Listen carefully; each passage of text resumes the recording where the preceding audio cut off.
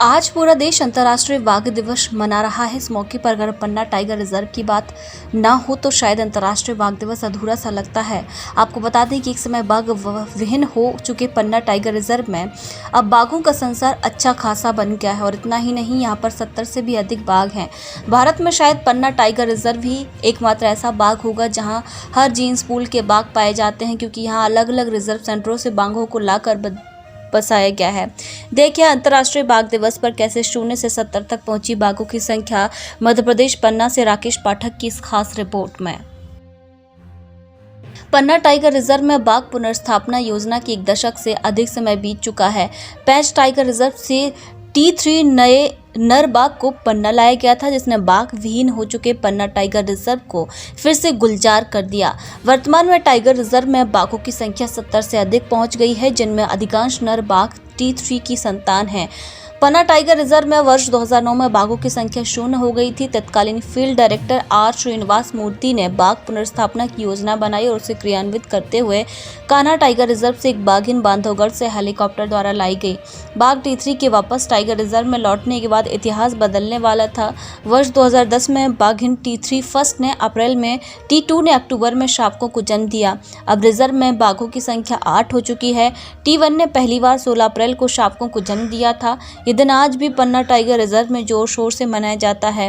बाघ पुनर्स्थापना योजना को शानदार कामयाबी इसलिए भी मिली कि पन्ना वासियों ने अपने खोए गौरव को फिर से हासिल करने के लिए हर तरह की कुर्बानी भी दी है।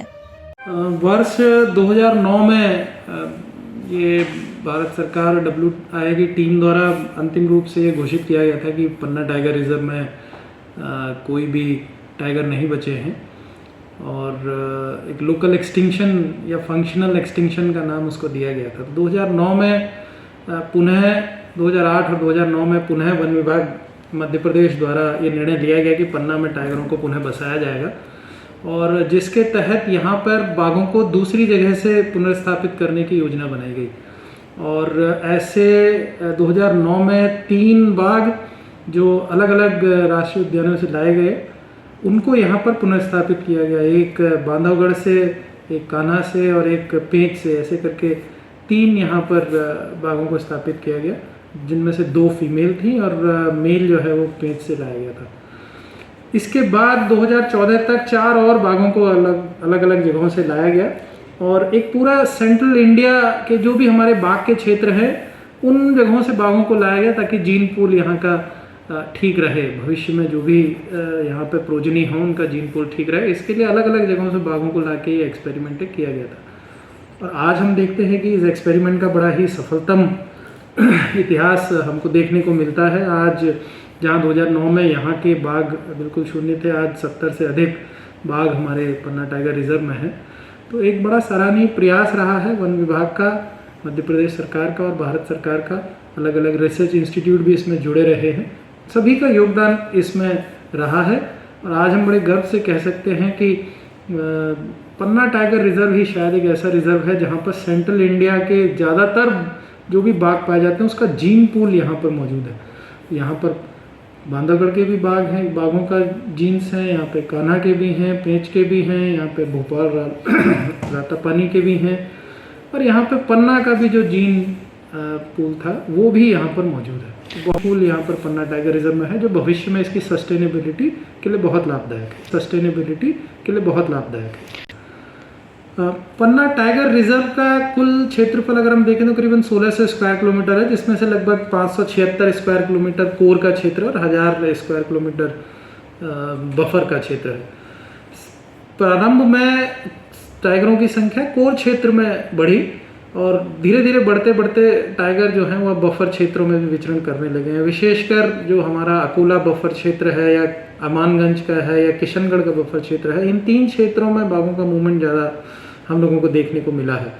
और यह भी उम्मीद है कि आगे भी चलकर बाघ बफर क्षेत्रों में ज़्यादा से ज़्यादा जाएंगे, क्योंकि संख्या बाघों की लगातार बढ़ रही है। तो चाहे वो पन्ना बफर अजयगढ़ की तरफ का क्षेत्र हो या फिर हमारा किशनगढ़ बफर और फिर मड़ियादू का क्षेत्र हो, इन क्षेत्रों में भी हमें लगता है कि बाघों की संख्या भविष्य में बढ़ेगी।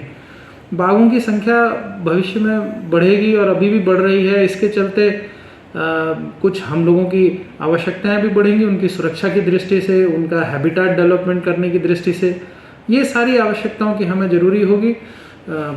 जैसा बाघों की सुरक्षा एक बहुत महत्वपूर्ण पहलू इसका एक रहता है, तो हमें सुरक्षा श्रमिक की आवश्यकता होगी, गाड़ियों की, हमें पेट्रोलिंग गाड़ियों की हो सकता है भविष्य में आवश्यकता और बढ़े। अभी हमारे पास में संसाधन ठीक है, सरकार का पूरा सहयोग इसमें है और मुझे पूरा यकीन है कि भविष्य में भी सरकारें टाइगर यहाँ पर बने रहें, बढ़ते रहें, इसके बारे में पूरा सहयोग करेगी। जो अगर हम 2009 से आज तक की स्थिति देखें तो हमारे यहाँ पे करीबन 18 बाघ मृत्यु जिनकी हमारे यहाँ पे नोट की गई है, तो 18 टाइगरों की मृत्यु पन्ना टाइगर रिजर्व में हुई है और करीबन 31 या 32 टाइगर हम लोग ये मानते हैं कि पन्ना टाइगर रिजर्व से निकलकर पन्ना लैंडस्केप में कहीं विचरण कर रहे हैं। तो वो या तो अगल बगल के जो हमारे टेरिटोरियल डिवीज़न है फॉरेस्ट की, उन जंगलों में चले गए हैं, या फिर जो हमारे कॉरिडोर से लगते हुए जो पार्क है उनमें चले गए हैं। तो इस प्रकार पन्ना टाइगर रिजर्व का ना सिर्फ पन्ना टाइगर रिजर्व के लिए ही योगदान है, यहाँ के टाइगरों का जो लैंडस्केप में टाइगर गए हैं उनमें भी पन्ना टाइगर रिजर्व का योगदान रहा है।